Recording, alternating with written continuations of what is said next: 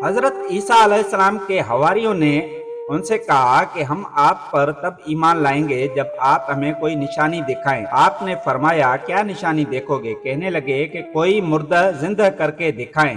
आप उनको एक कब्र पर ले गए और कब्र पर ले जाकर आपने मुर्दे से कहा, कुम बिइज़्निल्लाह, तू अल्लाह के हुक्म से खड़ा हो जा। अल्लाह ताला ने उस मर्द को थोड़ी देर के लिए जिंदा कर दिया।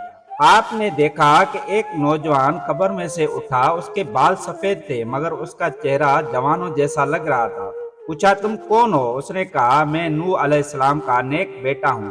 एक बेटे का तो कुफर के साथ हशर हुआ और वो डूब गया था। आपने फरमाया, अच्छा तुझे मरे हुए कितना वक्त गुजर चुका है? उसने कहा, 4000 साल हो गए हैं।